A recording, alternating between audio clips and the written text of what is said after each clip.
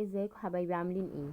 بالازازه البلاستيك دي هنعمل فكره ان شاء الله هتعجبكم جدا.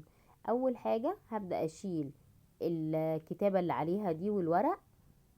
انا حاولت انضفها الاول كده بالميه السخنه، بس للاسف المفروض كنت نقعتها الاول قبل ما ابدا.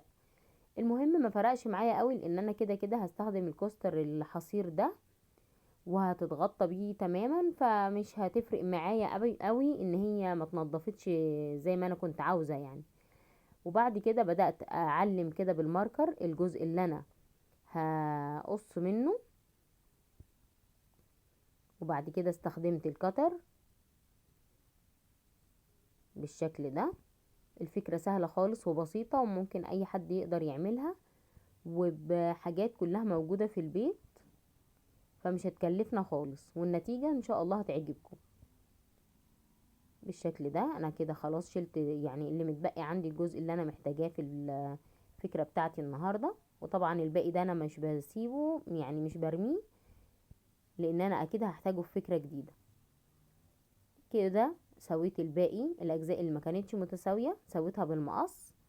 وبعد كده جبت الكوستر بتاعي، خدت المقاس بالظبط، وقبل ما هقص هبدأ امشي بمسدس الشمع كده على الحصير بتاعي، بحيث ان انا لما اقص ما يتخلعش من بعضه ولا يكون مايل ومش متساوي معايا. كده تمام. هبدأ بعد كده بقى مرحلة القص، زي ما انتم شايفين كده. القناة عليها افكار كتيرة جدا هتعجبكم، وعملية قوي، وبخامات كلها متوفرة، ولو في حاجة هنشتريها بتكون بمبلغ زهيد جدا. فلو مش مشتركين في القناة ياريت تشتركوا وتفعلوا زر الجرس عشان يوصلكوا اي فكرة جديدة انا بعملها. وما ننساش اللايك والشير والكومنت الجميل اللي انا دايما بستناه منكم. انا هنا قصيت خلاص الكوستر الحصير بتاعي. كده تمام. هبدأ بعد كده، طبعا الجزء التاني ده انا هستغله في فكرة تانية، فطبعا برضو مش هرميه. هبدأ بقى اثبته الجزء اللي انا هحتاجه ده على الازازة بتاعتي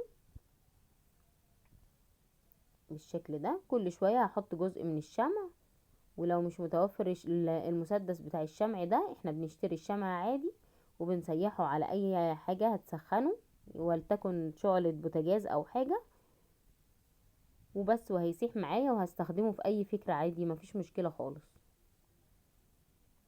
كده تمام. هبدأ اشيل الجزء اللي انا مش محتاجاه، بس كده.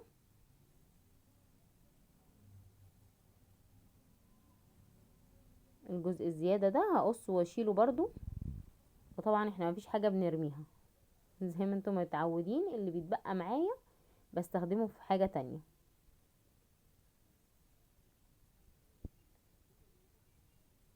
بعد كده هثبت بس الجزء ده كويس، واللي ملهوش يعني لازمة هقوم شايلاه بالشكل ده. بعد كده هبدأ ازين الشكل اللي معايا ده. شريط دانتيل عادي خالص بيتباع بالمتر عند بتاع الخردوات، وفي المكتبات الكبيرة برضو بيتباع بالمتر، ومش غالي خالص، سعره رخيص جدا يعني.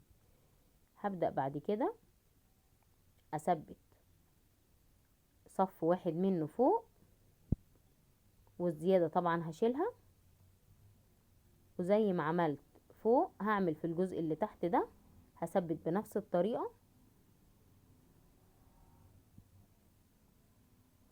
كده تمام.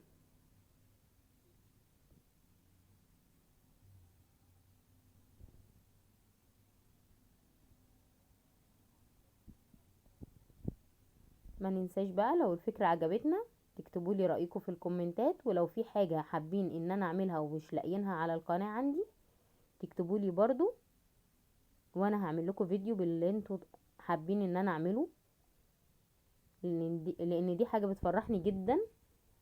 هنا انا استخدمتها فازة زي ما انتوا شايفين كده، وشكلها بصراحة كان جميل جدا. وممكن طبعا نستخدمها كمنظم للمكتب. لو عجبتكم الفكرة ما تنسوش اللايك والشير والكومنت الجميل. باي باي.